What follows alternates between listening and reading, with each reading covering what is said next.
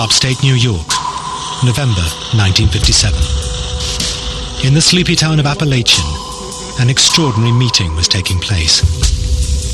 Gathered in the garden of one of the town's wealthiest residents, a gang of sharp-dressed businessmen feasted on several hundred pounds of steak. This unusual group attracted attention, and the local cops looked on astonished. What they didn't know was that they were witnessing a summit meeting of the entire leadership of the American Mafia. In fact, until that moment, many denied the Mafia even existed. Sure, there was crime, but organized crime, a criminal gang with secret initiation rites and codes enforced by sentence of death, seemed like something out of the movies. Across the Atlantic in Sicily, things were much the same. Here, in the birthplace of the Mafia, its influence reached into every corner of life. Yet its very existence was often denied. Secrecy and internal discipline gave the Mafia its power, and this power was about to go global. 1957 marked the moment the American and Sicilian mafias became international, forming a billion-dollar crime corporation. It was a turning point in another way, too.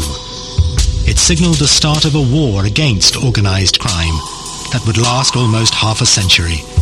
A war that forced both the US and Italy, finally, to confront the terrifying criminal conspiracy in their midst.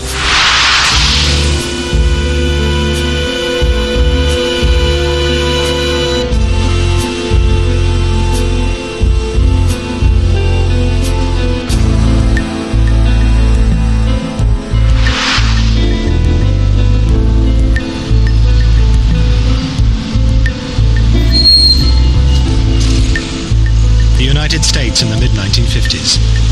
The good times were here. The country had emerged from depression and world war with a booming economy. For many ordinary men and women, the American dream had become a reality.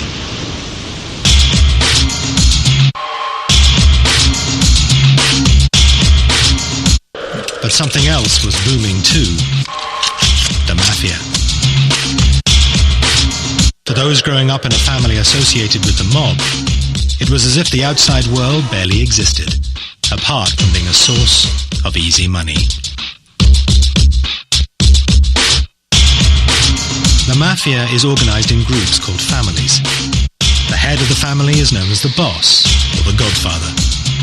And the longest-serving New York boss of all time was Joe Bonanno, known as Joe Bananas. He ran the Bonanno family from the early 1930s until the mid-1960s. Bonanno's power was founded on the influence he wielded over his community in New York. His son Bill saw firsthand how his father operated, and himself became a leading gangster with the Bonanno family. My father would, on Tuesdays and Thursdays, would go into this hall and sit in an office in the back. And various people from the neighborhood would come in and ask favors. Somebody had a sick child and she couldn't pay the doctor. And my father would arrange for that. Somebody else had a husband who was cheating on her and she wanted to know what to do. He would take care of that. That happened twice a week. So when that happens, you begin to form the ideas that when you have a problem, you know where to go.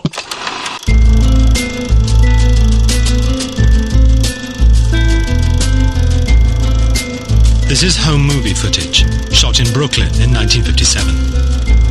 It looks like any ordinary American family, enjoying the new prosperity. But looks can be deceiving. Dominic Montilio was born into a mob family in New York. Some of his relatives were senior mobsters in the Gambino crime family, another of America's leading mafia families. Montilio was aware from an early age how his relatives were unlike others in the neighborhood. I grew up in a very traditional mob family, and it was a very different kind of life than my other friends had. You know, I noticed that from the beginning, because there was times when Well, the FBI would break down the door because, we lived in the same house with my uncle, and he was very connected. Montilio's uncle was an up-and-coming gangster called Nino Gaggi. One day when he was 11, Dominic ran home, bursting to tell his uncle Nino that he had been elected class president at school. I came home all excited because I had the button, it said president on it. And he said, oh, great. He says, what does the class president do? So I said, teacher goes out of the room and you watch the class. If anybody does anything wrong, you write their name on the board. And he looked at me and he says, well, you're telling me you're a rat. You're a stool pigeon. So I said, 10 years old, 11 years old, what are you going to say? And he said, well, tomorrow you got to go back and give that button back to the teacher and tell her you can't be the class president. Il Bonanno and Dominic Montilio both grew up in a world closed to the outside. The American Mafia called itself Cosa Nostra, our thing. But this was a world imported to America from several thousand miles away.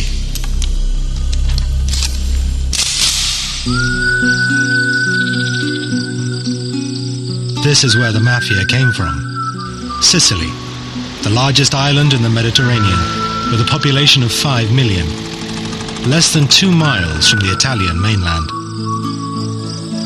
Like Montilio, Leoluco Orlando was born in 1947, in Palermo, Sicily's biggest city. Unlike Montilio, he would grow up to fight the Mafia, not join it. Sicily is a land of contradictions. Palermo is the capital of Sicily, is the capital of the Mafia too. Is the capital of the history, is the capital of the shame of this land. In the Sicilian dialect, mafioso once meant bold or beautiful. From the 1860s, it became the name associated with the island's criminal element, who were often organized into families of men related by blood or marriage. But their existence was steeped in secrecy.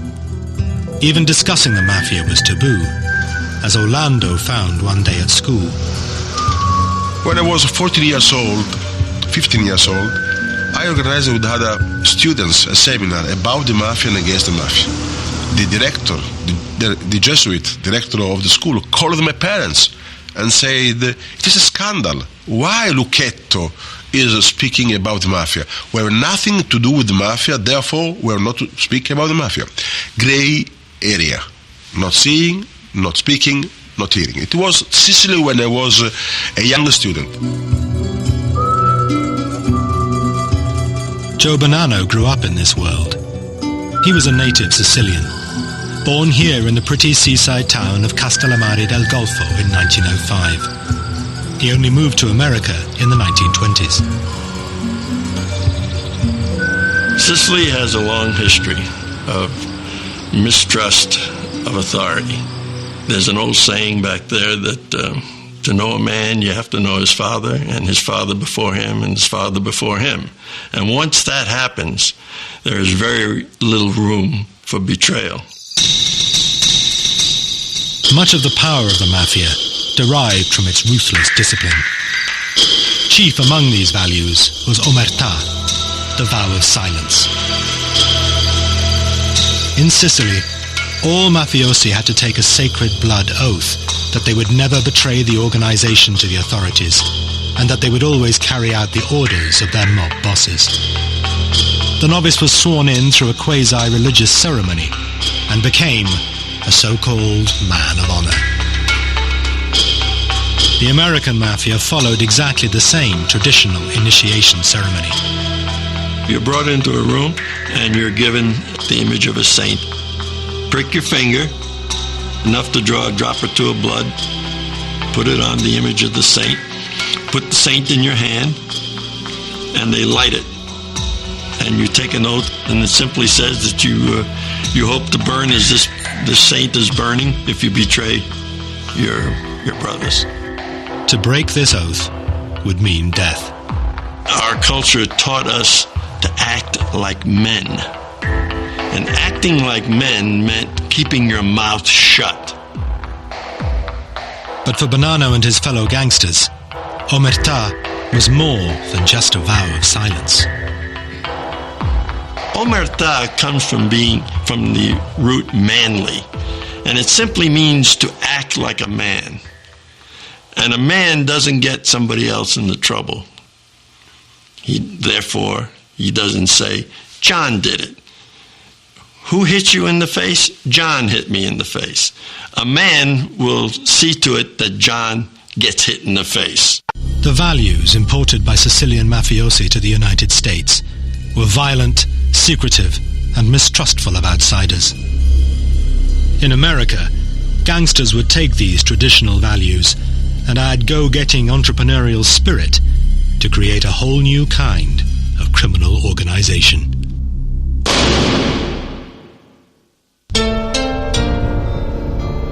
Early in the 20th century, a young man was growing up in Sicily who would change the face of crime.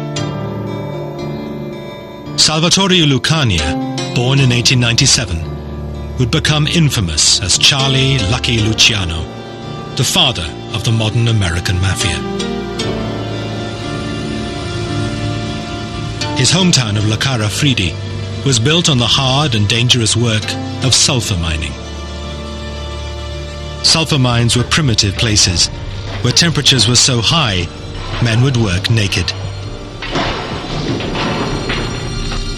Yet these deprived laborers still had to pay the Mafia for the right to work. They were not alone. The owner of the mine would have paid up too.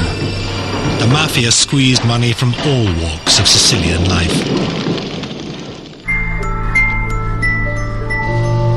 When he was 10, Luciano was one of hundreds of thousands of Sicilians who left the poverty of the islands behind and set sail for a new life in America.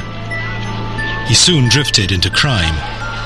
As a teenager, Luciano joined the notorious 5 Points gang, which also boasted Al Capone as a member.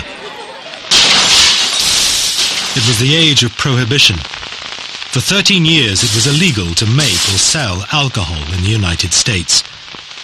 Luciano and other bootleggers made millions supplying Americans with as much booze as they wanted. Salvatore Lucania started calling himself Charles Luciano.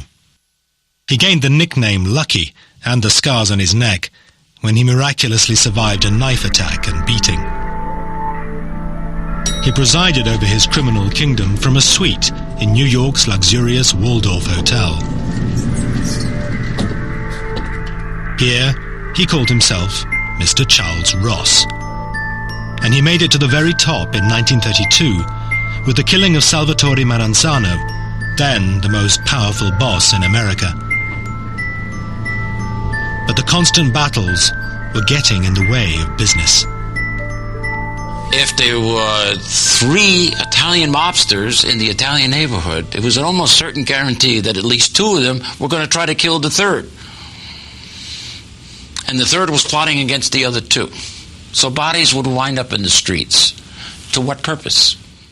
Luciano wanted the Mafia families to bury their differences, not each other.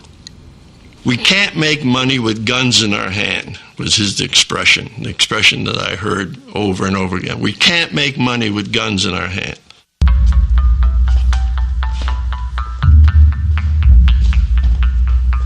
His solution was to set up a body called a commission, a Mafia board of directors made up of the bosses of the 5 New York families, plus those of Chicago and Buffalo.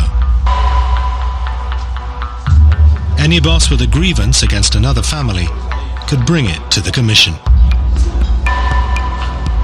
But for the plan to succeed, Luciano had to win the support of the other families, including Joe Bonanno, who had just taken over from Maranzano, the man whose killing Luciano had set up. Because you got to remember, Luciano was an Americanized guy, so he talked that way. My dad always told me that Luciano talked just like those Americans. And he says, those guys are dead. I have no quarrel with you, and I know you don't have a quarrel with me. Therefore, past is the past, let's go on. Joe Bonanno backed Luciano's plan and joined him on the first commission alongside Al Capone. Luciano's conception was that he would meld Sicilian Mafia mores, which formed a very tight organization, with American business methods. That's basically what he came up with. A kind of amalgam that we came to know as American Mafia organized crime.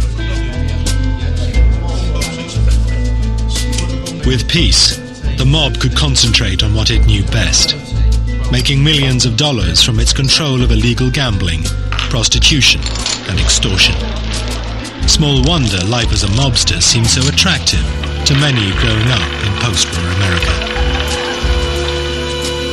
The teenage Henry Hill watched awestruck from the window of his Brooklyn home at mafiosi gathered on the street. You know, you see those Cadillacs and guys in suits, big black suits and diamond rings like the size of a quarter, and beautiful woman.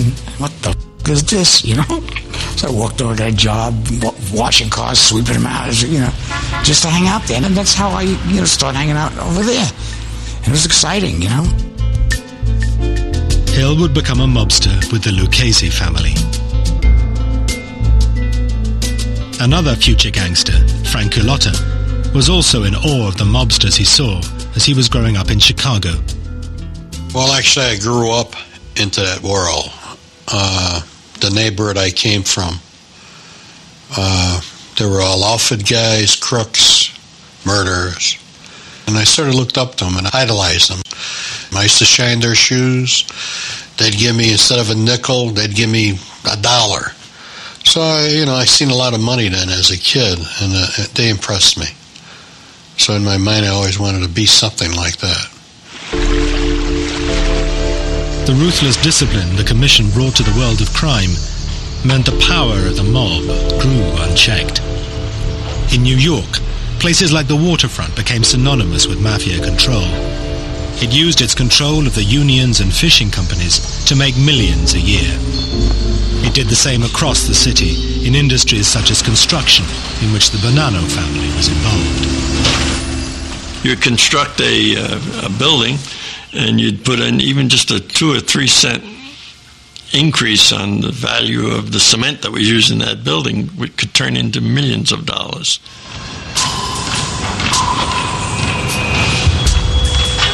Every yard of concrete that got poured in the city, the Gambino family, the Genovese family, everybody got a piece of that yard of concrete, just through the unions.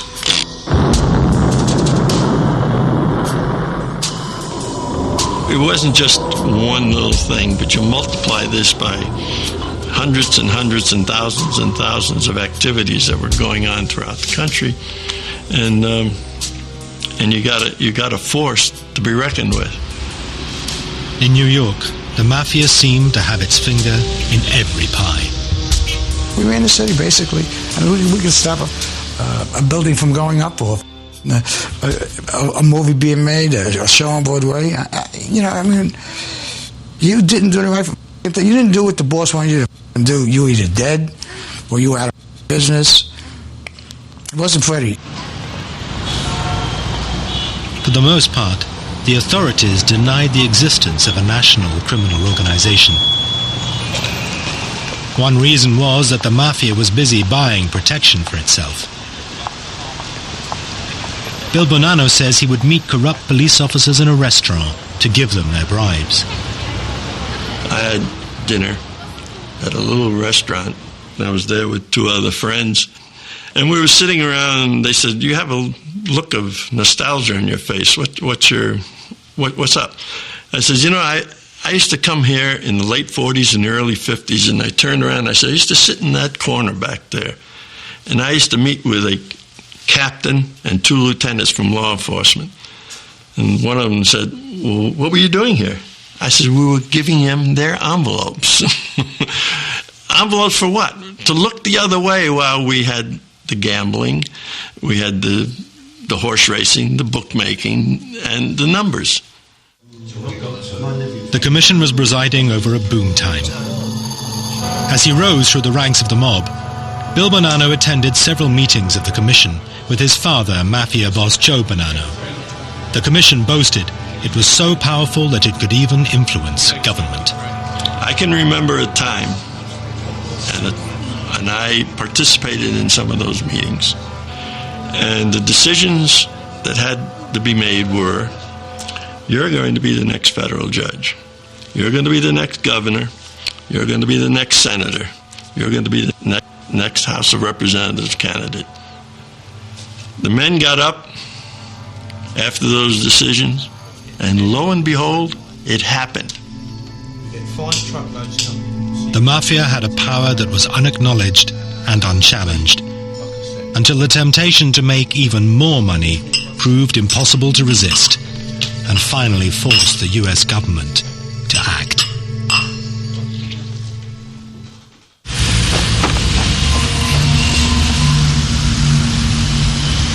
In the United States and Italy in the 1950s, the Mafia controlled many aspects of life. Yet the governments in both countries barely acknowledged the existence of organized crime. Law enforcement had a different enemy. The Cold War was at its height.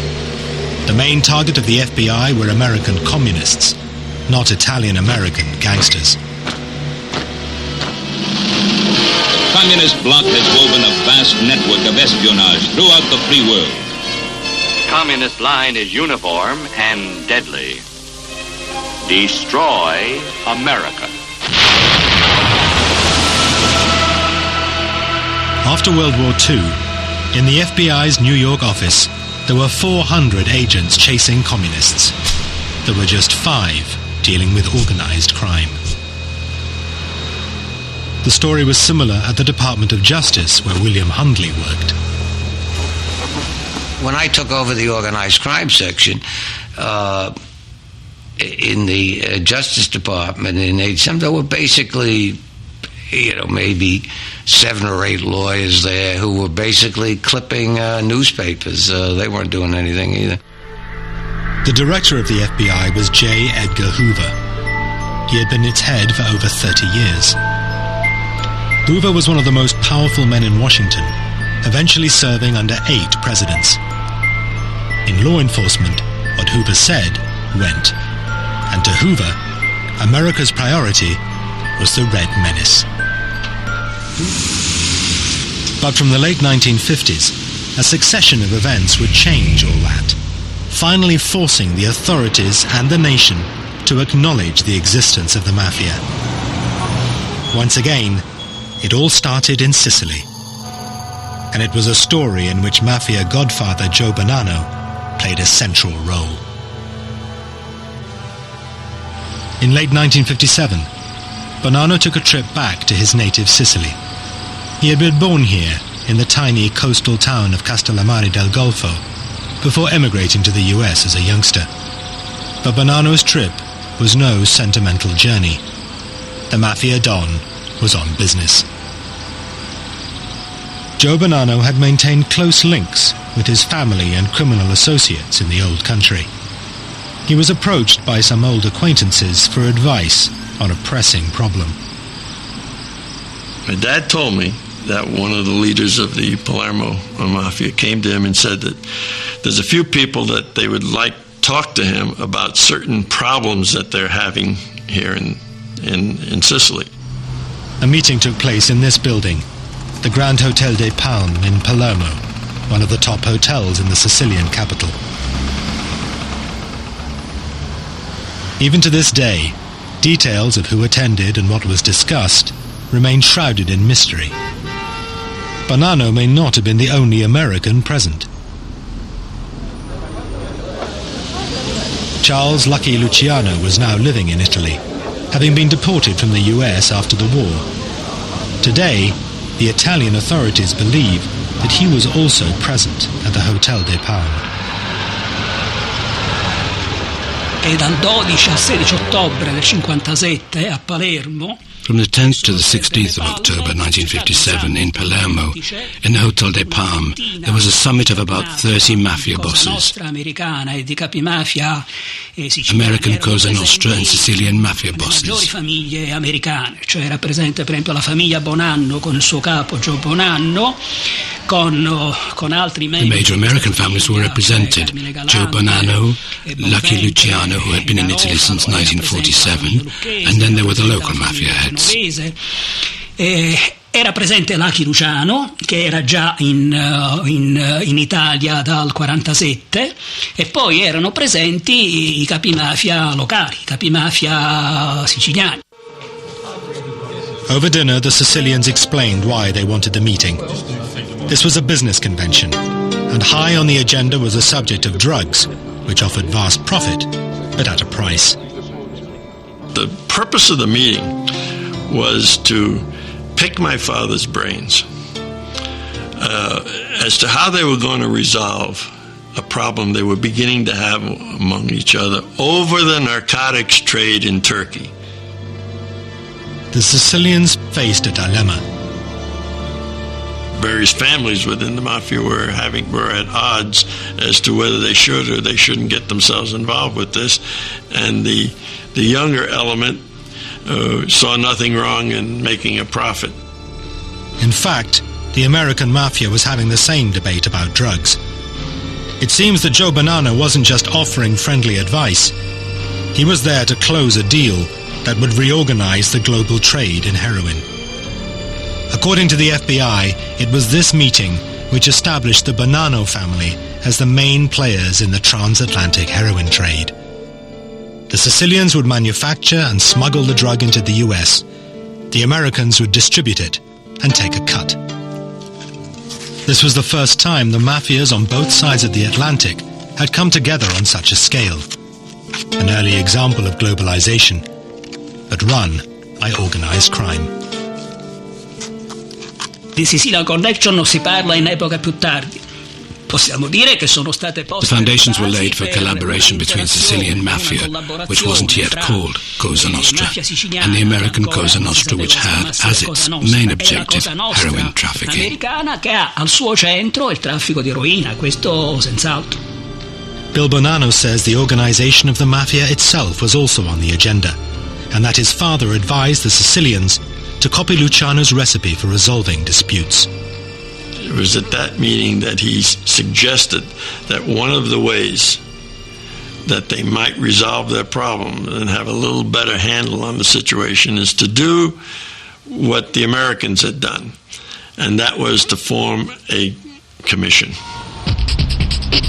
The Sicilians did set up a commission, but it would only meet a few times and never gained the authority of the American original.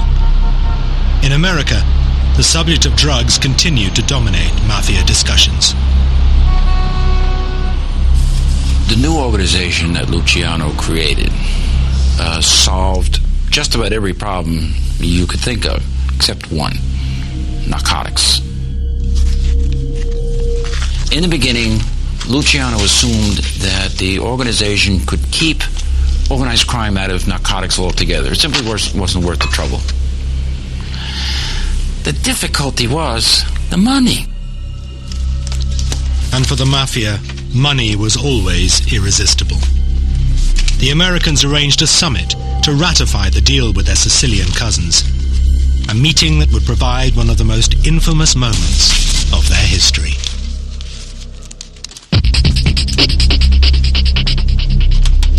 The deal between the Sicilian and American Mafia in late 1957 was a turning point for both organizations.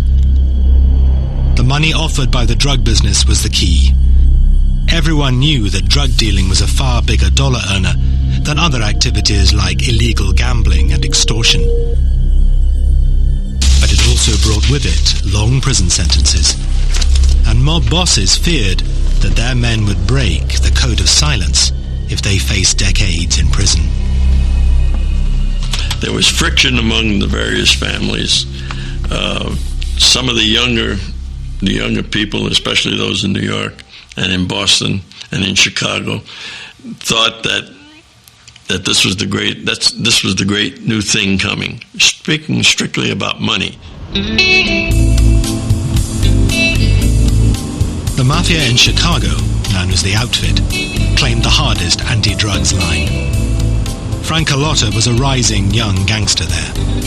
At the time I was there was no drugs. weren't allowed to be sold, or you couldn't deal with drugs at all, or else you get whacked. Because we always knew that if you dealt with drugs, it was a dirty business, and it'd be like you're feeding your own kid narcotics. So it was like taboo, and if you got involved with it, you're definitely going to get whacked.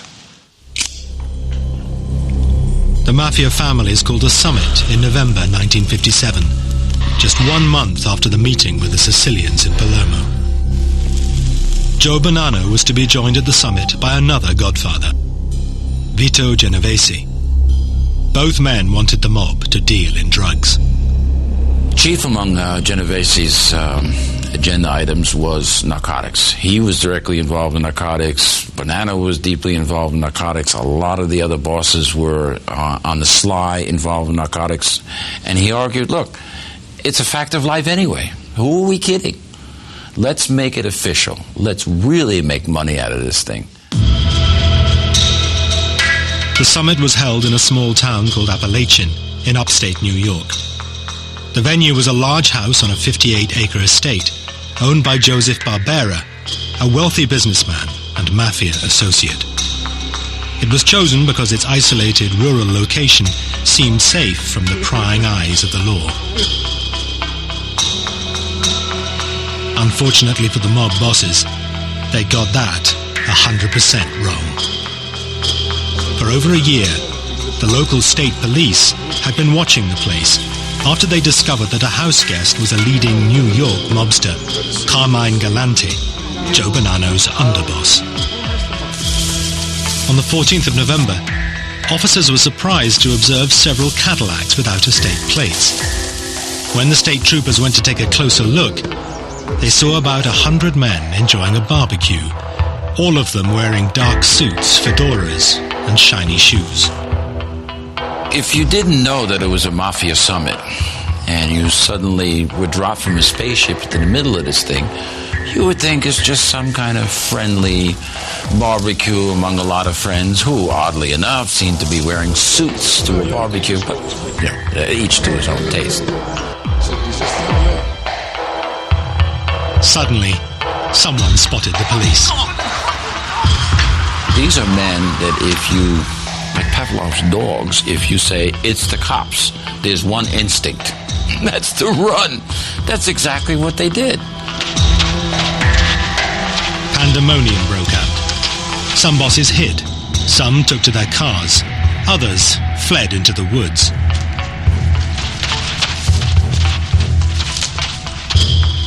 It was a farce. It was probably the Mafia's lowest moment. The idea of all these big-time bosses running through the thickets in their sharkskin suits and their silk ties and their $500 Italian shoes. It was unbelievable. Joe Bonanno escaped the chaos, but only because he was late. They were coming there. When they got to the bottom of the hill, you could see all the way up the hill, and they could see these police cars and the barricades in front of the street, so they just kept on driving and went back to New York City. Around 60 mobsters were detained, identified and questioned. But there was little the authorities could do. Attending a barbecue was not a crime, and they were not even carrying guns. While the mobsters went free, they were convicted by the media. The next day, the Gangland Conference was headline news across America. Appalachian had finally provided proof of the existence and scale of the Mafia. J. Edgar Hoover, who was head of the FBI, said there is no such thing as the Mafia. There is no such thing as the National Crime Organization. There is no such thing as a leadership group within this organization. Well, even he had to admit after this meeting that maybe there was something. The extent of organized crime in the United States is a national disgrace. The very fact that we have a crime problem reflects an evil of even greater import. It generated a lot of pressure to get something done. In my own situation, I mean, that's why I was appointed head of the organized crime section. Now law enforcement would have to play catch-up to come to terms with organized crime. One of my biggest complaints was that we wanted to pool information on these people. We wanted the investigative agencies to share it. We wanted to collect it on the mafia leaders and whatnot to make our efforts to prosecute them much more feasible. Couldn't get it done. They just wouldn't do it. First of all, they didn't have anything, and second of all, they wouldn't share what they didn't have, The spotlight was now on the Mafia. Before long, they would attract the attention of the president and the American public alike.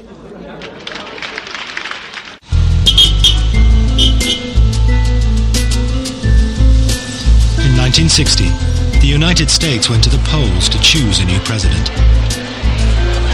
It was the most hotly contested election for years. John Kennedy and his rival Richard Nixon were neck and neck in the polls. The contest was too close to call.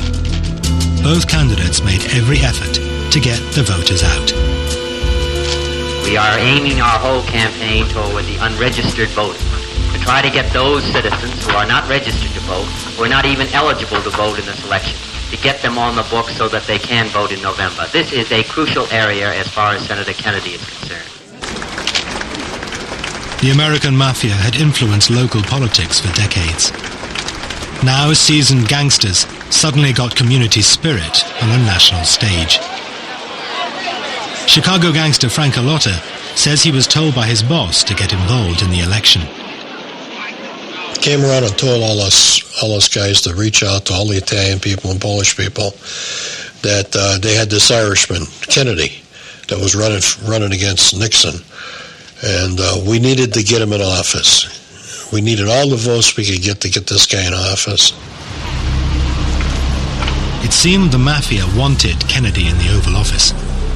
What has never been clear is why, despite allegations of links between JFK's father, Joe Kennedy, and organized crime. Kennedy squeaked by, beating Nixon by just over 100,000 votes across the country. In Illinois, the Democrats won by just 9,000 votes.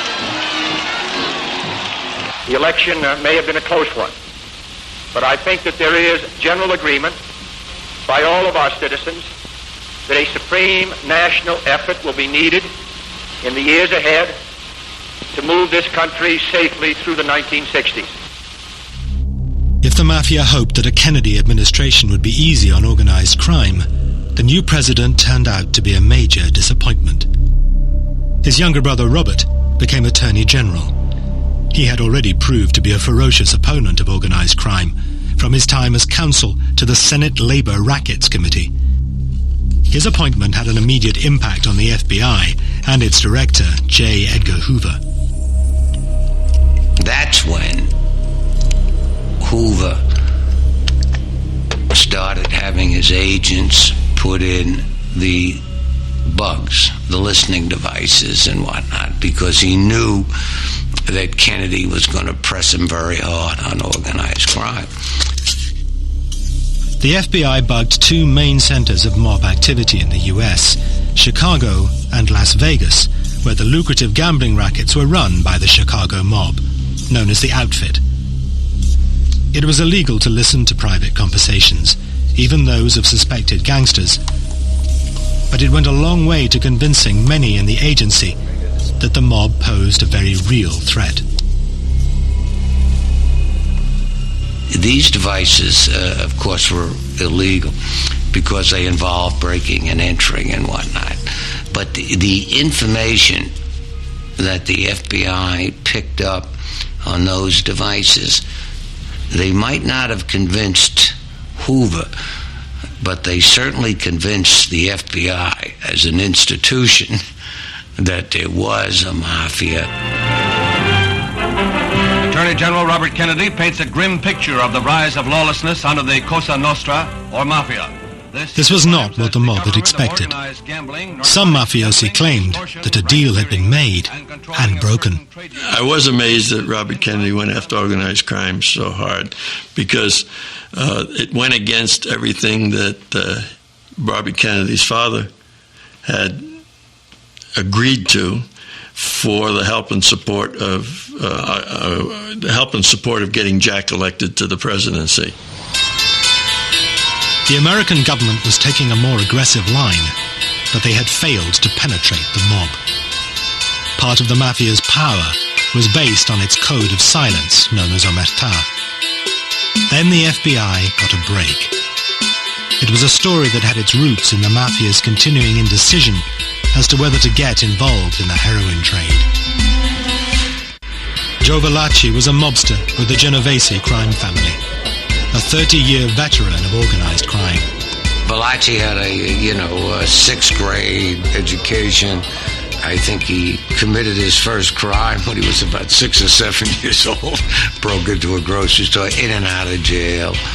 But he had street smarts. Joe Valachi was a low-scale, knuckle-dragging hood who was never going to be any more than a soldier. He was never going to make the really big money.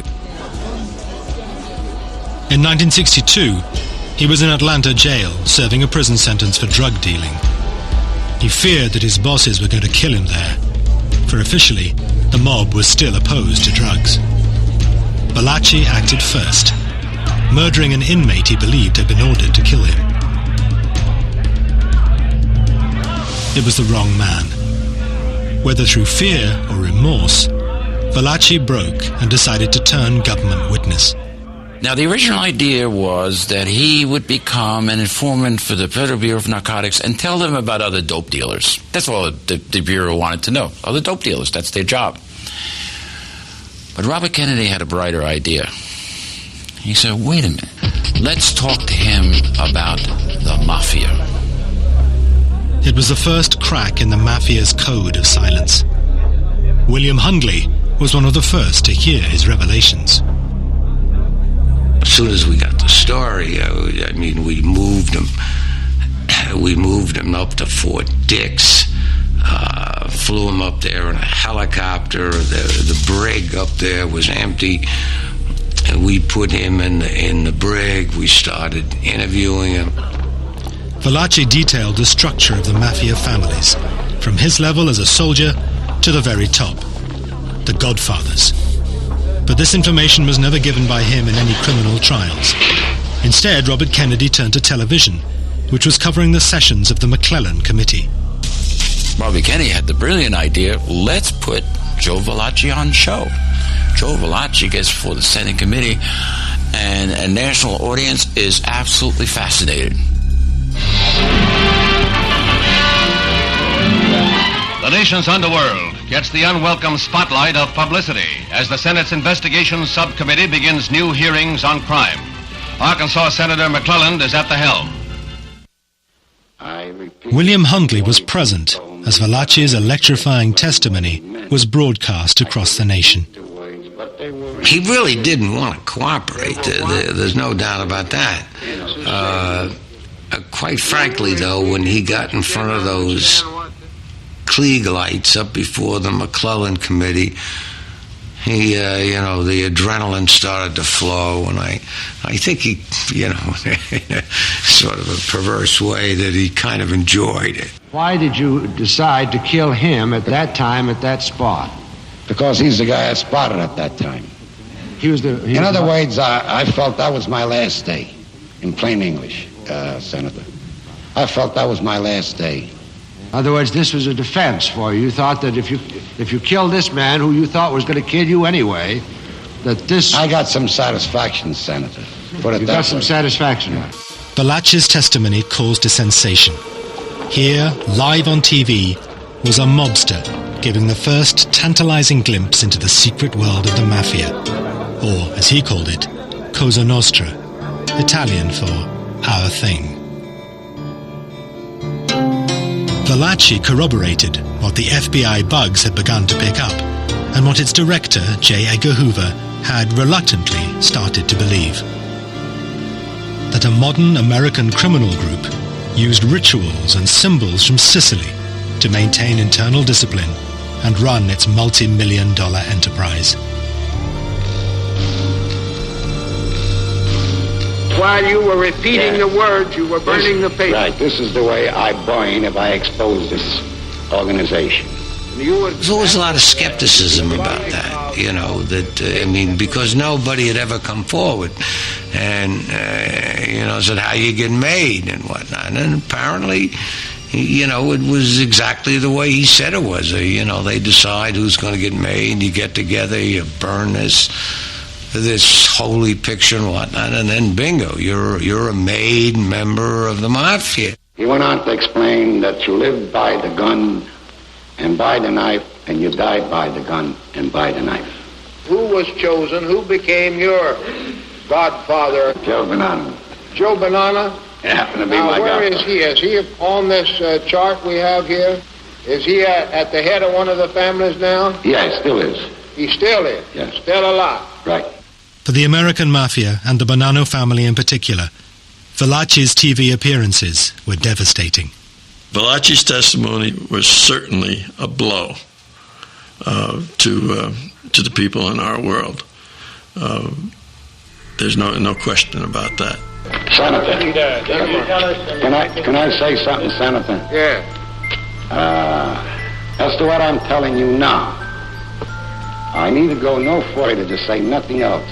This is what I'm telling you, what I'm exposing to you and the press and everybody. This is my doom.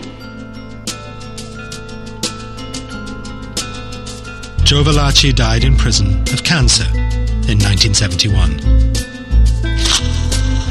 He had helped shatter the view that there was no national criminal organization in the United States. Cosa Nostra could no longer act in secret at a time when they were moving more and more onto the international stage with their Sicilian cousins. For both mafias, once broken, omertà, the vow of silence, could never be as strong again.